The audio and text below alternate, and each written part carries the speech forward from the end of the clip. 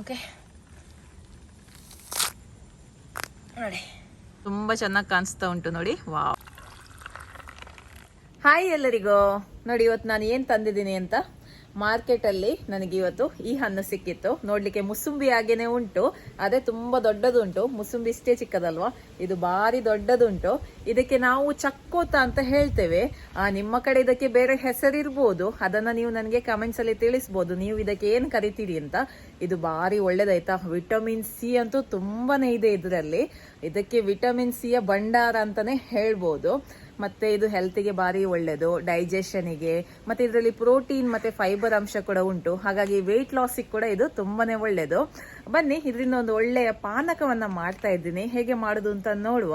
ಅದಕ್ಕಿಂತ ಮುಂಚೆ ನನ್ನ ರೆಸಿಪೀಸ್ ಎಲ್ಲ ನಿಮ್ಗೆ ಇಷ್ಟ ಆಗ್ತಾ ಇದ್ರೆ ವಿಡಿಯೋಗೊಂದು ಲೈಕ್ ಕೊಡಿ, ಹಾಗೆ ವಿಡಿಯೋವನ್ನ ಫ್ರೆಂಡ್ಸ್ ಜೊತೆ ಫ್ಯಾಮಿಲಿ ಜೊತೆ ಎಲ್ಲ ಶೇರ್ ಮಾಡಿ. ಒಮ್ಮೆ ನಾನು ನೀರಲ್ಲಿ ಇದನ್ನ ತೊಳಿತಾ ಇದ್ದೀನಿ. ಓಕೆ, ಇದು ಸಿಪ್ಪೆಲ್ಲ ತೆಗಿಲಿಕ್ಕುಂಟು. ಈಗ ಇದನ್ನ ಕಟ್ ಮಾಡುವ.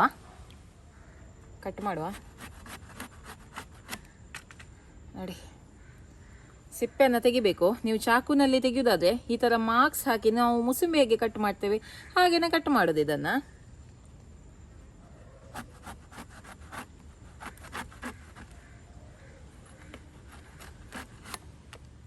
ನೋಡಿ, ಈ ತರ ಕೈಯಲ್ಲೇ ತೆಗಿಬಹುದು. ಸಿಪ್ಪೆ ಸುಲಭದಲ್ಲಿ ಬರ್ತದೆ. ಮುಸುಂಬಿ ತೆಗೆದಾಗೆ ಕೈಯಲ್ಲಿ ಸುಲಭದಲ್ಲಿ ತೆಗಿಬಹುದು, ಅಥವಾ ನೀವು ಚಾಕುವಿನಲ್ಲಿ ಲೈನ್ಸ್ ಹಾಕಿ ತೆಗಿಬಹುದು.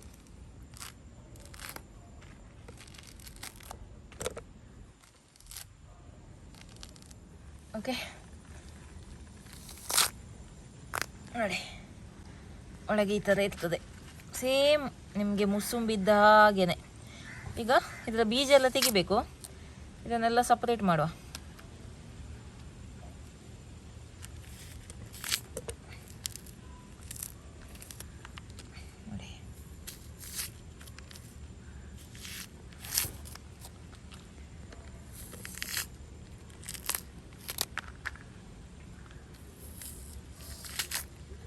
ನೋಡಿ ಇದು ಎಷ್ಟು ದೊಡ್ಡದುಂಟು ನೋಡಿ.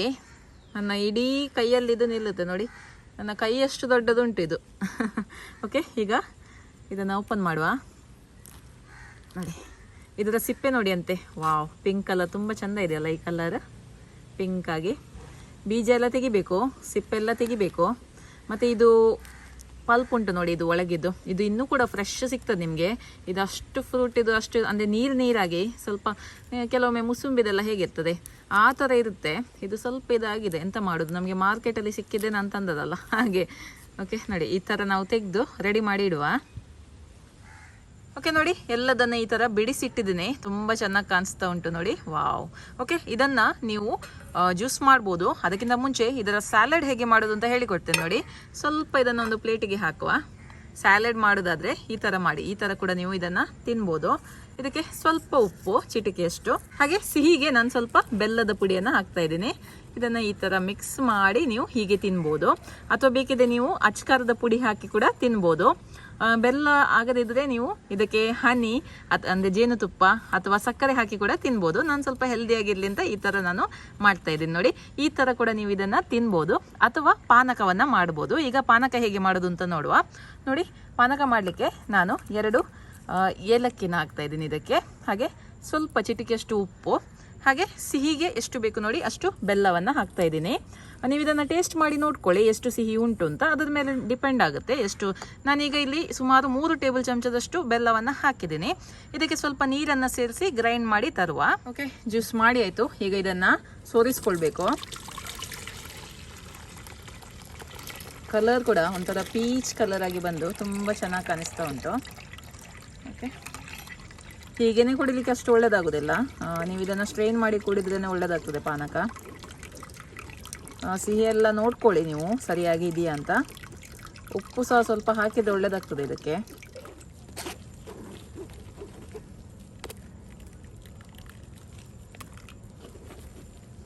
ಓಕೆ, ಜ್ಯೂಸ್ ರೆಡಿ ಆಗಿದೆ. ಈಗ ಇದನ್ನು ಸರ್ವ್ ಮಾಡುವ. ಓಕೆ, ಬೇಸಿಗೆ ಅಲ್ವಾ, ಹಾಗೆ ನಾನೀಗ ಸ್ವಲ್ಪ ಐಸ್ ಕ್ಯೂಬ್ಸನ್ನು ಹಾಕ್ತಾ ಇದ್ದೀನಿ. ಸೊ ನಿಮಗೆ ಬೇಕಿದ್ದರೆ ಹಾಕಿಕೊಳ್ಳಿ, ಇಲ್ಲಾಂದರೆ ನೀವು ಇದನ್ನು ಸ್ಕಿಪ್ ಮಾಡ್ಬೋದು. ಓಕೆ, ಈಗ ಪಾನಕವನ್ನು ಹಾಕುವ. ಓಕೆ, ಕಲರ್ ಅಂತೂ ಸೂಪರ್ ಆಗಿದೆ. ಸೊ ಇದನ್ನು ಗಾರ್ನಿಷ್ ಮಾಡಲಿಕ್ಕೆ ಈ ಹಣ್ಣನ್ನೇ ನಾನು ಹಾಕ್ತಾ ಇದ್ದೀನಿ ಮೇಲಿಂದ. ನೋಡಿ ಸೂಪರಾಗಿ ಕಾಣಿಸ್ತಾ ಉಂಟು, ತುಂಬಾ ಚೆನ್ನಾಗಿದೆ. ಬೇಕಿದ್ರೆ ನೀವು ಇನ್ನೂ ಕೂಡ ಇದನ್ನು ತಂಪು ಮಾಡಲಿಕ್ಕೆ ಕಾಮಕಸ್ತೂರಿ ಬೀಜವನ್ನು ಹಾಕ್ಬೋದು. ಓಕೆ ಓಕೆ, ರುಚಿಯಾದ ಚಕೋತ ಹಣ್ಣಿನ ಪಾನಕ ರೆಡಿ ಆಗಿದೆ. ಇನ್ನು ಇದನ್ನ ಟೇಸ್ಟ್ ಮಾಡಿ ನೋಡುವ. ಇವತ್ತು ಟೇಸ್ಟ್ ಮಾಡಲಿಕ್ಕೆ ಮಂಜುನಾಥ್ ಅವರು ಬಂದಿದ್ದಾರೆ. ಅವರು ಇದನ್ನ ಟೇಸ್ಟ್ ಮಾಡಿ ಹೇಳ್ತಾರೆ. ಖುದ್ದು ಹೇಳಿ ಯಾವ ರೀತಿ ಬಂದಿದೆ ಅಂತ.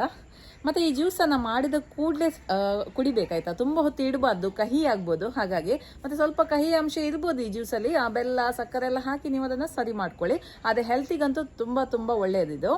ಹೇಗುಂಟು? ಚೆನ್ನಾಗಿದೆಯಾ? ಓಕೆ, ನೀವು ಕೂಡ ಈ ಹೆಲ್ದಿ ಆಗಿರುವಂತಹ ಪಾನಕವನ್ನು ಮನೆಯಲ್ಲಿ ಟ್ರೈ ಮಾಡಿ. ನಿಮಗೆ ಈ ಥರ ಜ್ಯೂಸ್ ಮಾಡ್ಲಿಕ್ಕೆ ಇಷ್ಟ ಇಲ್ಲ ಅಂದರೆ ನೀವು ಸ್ಯಾಲೆಡ್ ಕೂಡ ಮಾಡ್ಬೋದು. ಹೇಗೆ ಮಾಡೋದು ಅಂತ ಇದೇ ವಿಡಿಯೋದಲ್ಲಿ ತೋರಿಸಿದ್ದೇನೆ. ಓಕೆ, ಇವತ್ತಿನ ಈ ರೆಸಿಪಿ ನಿಮಗೆ ಇಷ್ಟ ಆಯಿತು ಅಂತ ಅಂದ್ಕೊಳ್ತೇನೆ. ಮುಂದಿನ ವಿಡಿಯೋದಲ್ಲಿ ಸಿಗ್ತೀನಿ. ಅಲ್ಲಿ ತನಕ ಬಾಯ್.